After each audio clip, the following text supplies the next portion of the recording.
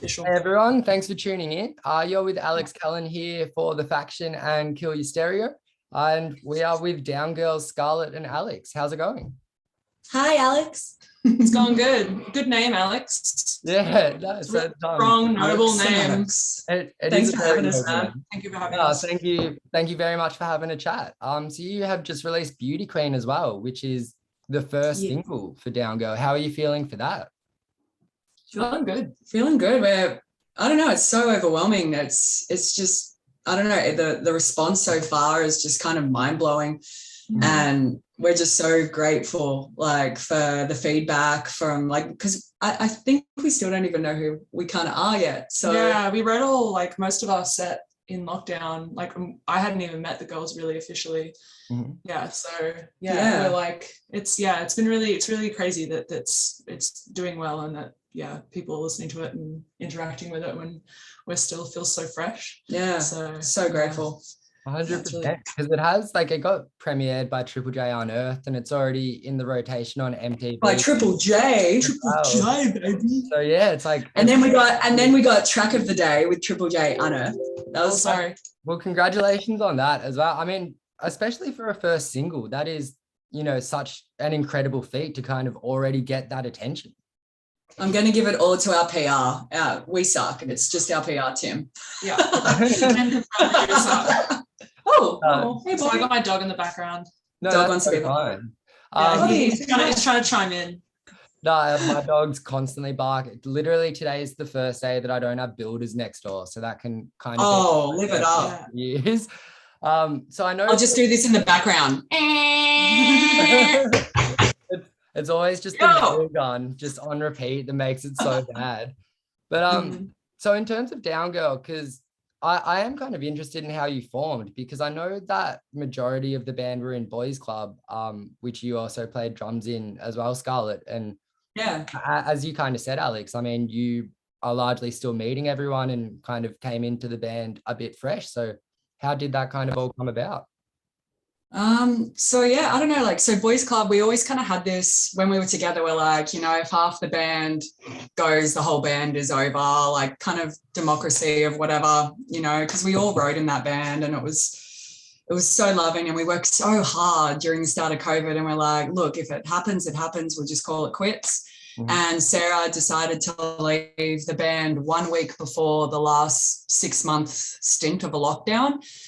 So 1 week before, and all of our mental health during that COVID period was so rough as it was. So when Sarah left, we were heartbroken. It was just a massive kick to the guts. And I think that was that moment where Kristen, Lou and I were let's not give up, we just kind of had this joint moment of we want to have fun. Why is having fun hard? So we just fucking said, fuck it, let's do it. And Kristen knew this egg right here. And the crazy thing is, it's I only met her a few weeks prior to that, randomly at Enmore. We went to you're at the Duke. We're at the Duke. And we it instantly clicked. We just started dancing like Elaine, straight away. We didn't know each other. And we just were yeah. And I'm holy fuck, there's someone just as much on the dickhead ratio as myself. So it's not just Lou and Kristen having to deal with me. There's two of us now, so suck shit. But and then I swooped her under our wing, and then we were in lockdown. We couldn't even meet, so Lou didn't even meet Alex yet. And we're just trust us, Lou. This is going to be huge. And then Alex sent us a riff, and funny enough, that riff was Beauty Queen. Yeah, right. So that was well, I mean, it's the first single released as a band, but so that was also kind of the first song that you all collaboratively put together as well. We did a fair few. There was a fair few. I think when we all went to lockdown, everyone had their own little things that they had been working on, and we kind of just all shared. And I remember when I did write the Beauty Queen riff, and I had some lyrics as well, and kind of a general concept, I was I'm not sending it. I'm embarrassed. Like this is, I was so nervous also because I was joining the band. I'm like, yeah, anyway. So Alex's first band. Yeah, it's my first band, and it's like, yeah, I've like, I used to do like jam. Don't get me wrong. Yeah, and I do a lot of like, I come from like a musical family, but I'm kind of like in more the creative world. And yeah, so I was just like way too nervous to do it. Skarlett's vaping. You can vape on camera. That's completely fine. Vape Nash. Sorry, I interrupted your story. Keep going. No, it's really fine. Yeah, no, and I was very nervous about sending it, but I'm glad I did because you guys loved it. And then like, because we had nothing to do, you know, so I picked up the guitar for the first time in my life as well. But I just remember Alex sending over that Beauty Queen riff, and I'm really good at structures. Like as a drummer, I kind of know where the energy always needs to go. So I filled it out and like copied and pasted her riff, and then copied it and repeated it, and then like fucked with it for the breakdown part. And then I was like, because I didn't have my full kit, right? So we did like 20 songs, but all of them, like I was just programming all the drums, and I'm like, the first time in my life, because of COVID, instead of jamming in a room and we create these songs all together and it is what it is, I was like completely picking it all apart and making my drums fit the vocals more for the first time as a drummer in my whole life. And it was it was fucking cathartic. It was so cool to just push myself and to become better and not let the whole lockdown break me. And before we knew it, we had like 20 songs all written by each different one of us, and we were finishing each other's structures, and we were copying and pasting and doing all these things over the top of them, and we're like, yeah, that's a song. That's a song. Yeah, it was really weird, but it was really nice. Like it's such a nice project to do, especially in lockdown. Saved us. Yeah, it was the best. Well, I suppose, was it hard for you, Alex? Because, you know, as I kind of did mention, everyone else in the band had played together before, and you know, with you kind of saying that you were a slight bit nervous, like sending through your riffs or your songs, to then get feedback and, you know, for Skarlett to like chop it up or people to edit it, I suppose, was that ever, did you have a bit of a barrier up of, oh shit, that's not how I envisioned it or anything like that? Oh no, I don't think I've ever been like that. Like, I think it was the opposite. It was the opposite. Like I was like, please fuck with this as much as possible. Like you guys know you have way more like industry experience, you know, like more about like structurally, like Scar taking my songs and creating a structure to it. I was like, you totally just like had filled out this way more of the, I guess, where I was going with my brain, but I wasn't able to articulate it yet. I guess probably because of more of nerves, like I kind of was giving them more snippets rather than like full things, just because I was like I was probably a bit conservative. I definitely got some pep talks, you don't know this, from like some of my mates, because I was like, that's cute, I'm starting this band and man, I just don't know if I'm like, I don't know what I'm doing, it's lockdown, it's perfect. And then my friends are like, you just have a good time, and I'm like, just send them stuff. I'm like, I don't want to. Just see what happens when you try. Yeah, and you put yourself out there and it all works out. But yeah, I think I also, just because I was like, haven't even been in the same room as like Lou, and I just don't know what the vibe is. I come from like a place where I'm like, I feel like there's a creative brief here, and I feel like I haven't met the team yet. And from Boys Club too, like Lou and Kristen really learned to trust my judgment and what we were doing at the time. And I think like by me immediately going, Alex is in the band, I think the girls just we all knew that there was this loving trust. And as hard as it was for Sarah to leave, it was the best thing for all of us. Like, Sarah's going to create brilliant music with the old member of Boys Club. They're going to do great things, and I'm so happy for them to have that. And we're all just like kids again, having fun with the same mentalities, and we're on the same level. And I couldn't have done this without Alex, basically. Like Lou and Kristen, yeah, you guys are all right. They're not here to speak for themselves, so. No, absolutely. I don't know, like I am interested, I suppose, in everyone's input and like the songs, because as you touched on, I mean, already DOWNGIRL has written 20 songs, which, you know, like in various stages of development. And I've also kind of know that you've stated that they're quite different from each other. So I suppose as someone familiar, you know, with Boys Club, as soon as I hear Beauty Queen as DOWNGIRL's like debut single, it's like, okay, they're going like a little bit heavier, and it's a bit more, it's still a 90s sound, but like much more stadium and very like large scale. But I'm also really scared to put like a label on it because I haven't heard the other 19 songs quite yet. True. I think the next 2 that are coming, so we're going to definitely drop an EP this year, 100%. Like we've got too many songs and we're already writing on top of everything we've done. So we're already kind of moving into this other, like Kristen is just, she's gone from here to like fucking, she's a superstar, man. Like these riffs and these other things she's doing, it's like, you guys are going to really, really get to know us after the 3rd single, I think, because Alex and Kristen, you know, they share these vocals in a way that is just kind of fresh and it's just kind of exciting. I don't know, like I love hearing what both of them can do separately, but my drums and Lou's bass, no matter what, all of them still sound tied in together because Lou and I have this like this distinct sound together of the rhythm section, and I think Alex and Kristen are just going to be dancing through it. So I think that's the best way to kind of explain where the music is going to kind of take. Currently now it's like it's very much a representation of all of our different perspectives and that kind of collaborating. And I think just from like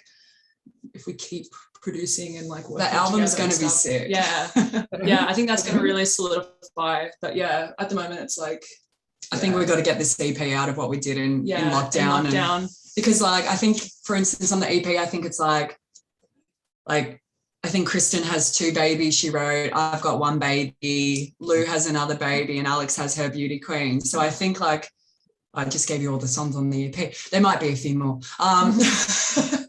But I'm really, really excited to kind of show you guys what it is because I don't think you can box it, but I think you might be able to later down the track, if that makes any fucking sense. Yeah. No, that definitely makes sense. And, you know, I feel, especially for a band kind of coming out of the gates, it's so cool to have, you know, so much variety kind of in your sound, especially with, as you said, Alex, like you guys are kind of still figuring out what you're doing a little bit and kind of the direction you do want to go in. So I'm really interested to see kind of the different songs that everyone has contributed and how they all work together. It's I think it makes for a really nice narrative as well. Like I don't know, it's like allows everyone to have their single like spot as well. And that was so unintentional. It's not like we meant that, but at the same time, it's like I couldn't see it any other way now. And it's pretty cool. It's like when we're in a room together, all the new stuff we're writing on top of everything we've done, all the new stuff, it is just fucking, we're going post-punk a bit with all the new stuff. Like it's going like a bit over there. So who knows what the fuck's going to happen? We'll see. Like Beauty Queen, we're just stoked on Beauty Queen. Whatever happens after this is just a bonus. As you guys should be. I mean, it's a massive track, especially as a debut single. Like I was kind of, as I said, it was really not what I was expecting and kind of just blew me away when I first heard it. But I know. What were you expecting, Alex?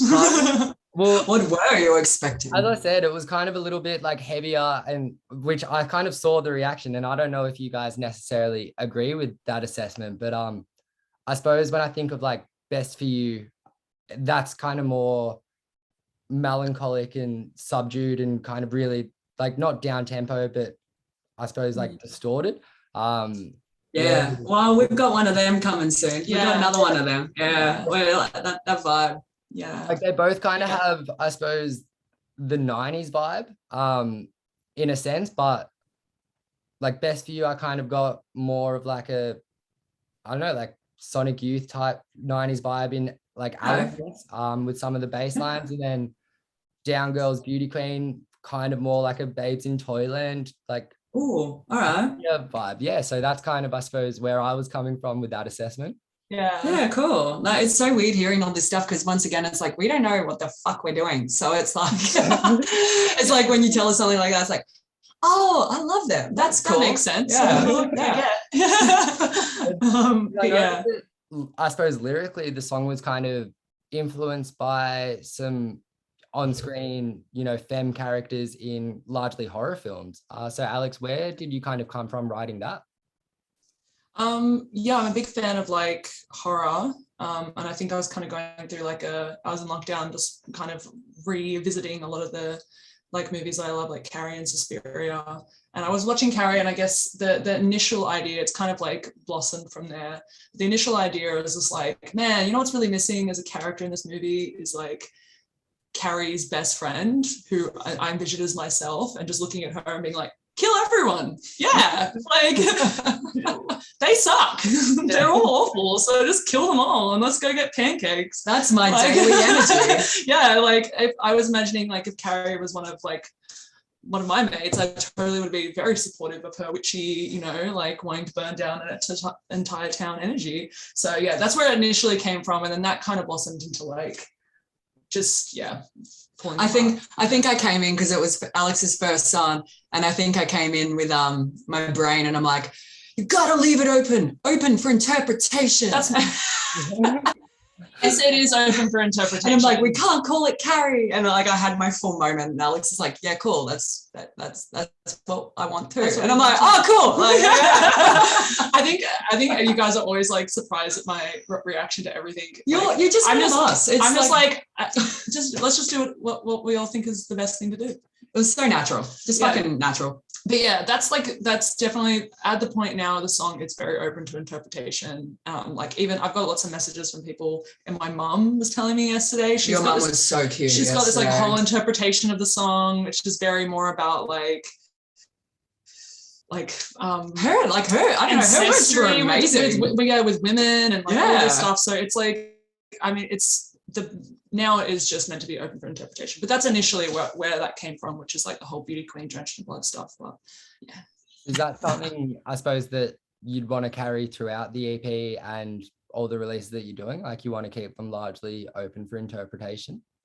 I think even if they have a subject matter like beauty queen, like regardless of the subject matter, I think it's still cool to be able to put your own spin a little bit on it, like you know, like Lithium by Nirvana. Like I could say so many songs where it's like it can mean one thing to who created it, but then it just has all these other ulterior vibes that kind of can hover around it. And I think our next single definitely wraps that energy. Yeah, totally. Yeah, I guess they all do have like a certain theme to them, but they're pretty general. I don't know. I think the point of what we do is just to make friends around the world, and then we get to sleep on their couches. So it's like they've got to they got to be a part of the family. And I think the way to make our listeners a part of the family is to let them choose their own story on our story. Like I think that's cool. Absolutely. Yeah, our songs are like Goosebumps, where you can choose your own adventure. Choose your own adventure at the end. That's what we would like our songs to be. Goosebumps. Yeah, that was so yeah. I grew up on Goosebumps. I absolutely loved it as a kid. But same. The Green Mask episode. There's the Ryan Gosling's in one of the episodes. It was like a 11-year-old. Really? Yeah, it's where it's the disposable camera and then it envisions the deaths. So it's like, is that him? Yeah. So yeah, he's like the little kid in that. So he started on Goosebumps. Yeah, I think it was badass. I think it was actually the Mickey Mouse Club, like initially. Oh no, that's right. Was Goosebumps Mickey Mouse Club? No, before. No. But I think it's like, wow, what is that? Kind of off brand for them. Mickey Mouse. No. A really weird inclusion if they somehow tied together. But, you know what? Like probably in another 5 years, the whole pedo ring will come out with what Disney were actually doing, and then it's basically worse than Goosebumps. So fuck Disney. There's probably someone investigating it as we speak. Like I'm kind of I'm gonna say Walt Disney seems like a nice guy. Walt Disney seems like a nice Nazi. Well, yeah, he seems like what a dick. Do we have a song coming out about Walt Disney? Yes, but it's going to be open for interpretation against the whole pedophilia ring of the world, and we're going to attack mainly just Nicole Kidman's father. That's it. I'm going to have to do some research into Nicole Kidman's father because I'm not sure if I understand the context. I know there's so many references. So, like just quick, like super quick. Like basically, he got done like with George Pell, and then he died 2 days later after the news came out, as if that's not sus. I Yeah, I didn't even realize he had any involvement with George Powell, to be honest. I'm watching you, Nicole. Well, I don't know if Friends or Wrong didn't write about that. They wrote about George Powell, but not Nicole Kidman's dad. So that's maybe educated. Every punk band in Australia just filling Friends or Wrong's gaps. Yeah. That's my dream, to fill Friends or Wrong's gaps. Sorry, Jay and Lindsay. No, well, that's absolutely a band I could kind of see DOWNGIRL playing with for sure. So hopefully you get the chance to fill their gaps at a point. Can't wait to fill their gaps. We're going to fill their gaps. But in terms of, I suppose, shows at the moment, I know you're playing the Botany View Hotel tomorrow, and then there's a couple more shows kind of happening. Is there a tour in the works at the moment? So I'm, based down Melbourne way. So when can I kind of expect to see DOWNGIRL? We're hitting Melbourne the end of April. So April 29th, we're going to be playing at Stay Gold for the Bones Queer Party. And those parties are going off, man. It's like Sunny that runs Bones and all that. Like, it's the first time I've seen the queer world really take hold of the punk scene in Australia and not be scared to do it. Like in Sydney, the gay scene's a bit too cliquey, and you try and put like a heavy band in, like Heaps Gay. I'll give the girls, like Kat at Heaps Gay, she put Boys Club on one of their things, and it's just the world of difference of the queer scene from Melbourne to the rest of Australia right now is really fascinating. Like, they're loving the heavy tunes. So I think that Melbourne show is going to be really sick. Yeah, that's a really interesting assessment, I guess. That isn't something I've necessarily tapped into or kind of been looking at, but you've given me something to look deeper into there, Skarlett. That's a really more gaps to look into. More gaps, but it's like fill all the gaps. First Nation gap first. We could fucking try that. But Stevie from Clowns is actually the resident DJ as well for those Bones events down. So yeah, the vibe will be high. But we got heaps more shows. We got so Johnny Hunter's going to be sick tomorrow. And then we got Contumba. I love Johnny Hunter. On Friday, and then Saturday we're down in Newcastle for up in Newcastle. Up. Yeah. Yes. And what's that? So you guys are like playing pretty flat out. I mean, like considering lockdowns and everything just open up, you really come out. It's pretty beautiful too. Like, the crazy thing is, the only show out of every show we've played so far is DOWNGIRL. I have only, like, I book all the shows for the band. That's kind of like my little job in the band. But literally we've only asked Newcastle for the show. So we've had all this love, everyone emailing, and every single show that we've been doing and we've just been beautifully asked to play. And I've never experienced that in like 15 or so years of being a musician. So the support, we can feel it. It's nuts. No, well, I can see why, to be honest. I mean, purely based off Beauty Queen, like, you guys are off to a really good thing. And, I'm so keen to hear everything else that you're working on. So I guess to, I suppose, close off, when can we expect the next single coming out, or, when can we expect to hear the full-length EP? So we're back in the studio, I think, in a few weeks, not too far away, and we're just going to smash it. We're going to get all these songs out of our head, out of GarageBand. They don't need to belong in GarageBand anymore. and then, I think it's going to come way sooner than we think. That's why I'm not thinking about it too hard. I think I'm just so excited to record these next few songs. I'm really, really excited. Can't really give you a definitive answer just yet, but soon. So close. So soon. Awesome. Well, I suppose that makes it exciting. It gives us something to keep an eye out for. Follow us on MySpace. We only put updates there. It could be not a bad marketing. We should bring it back. I'm bringing MySpace back. Justin Timberlake tried. Songs on. Did he actually?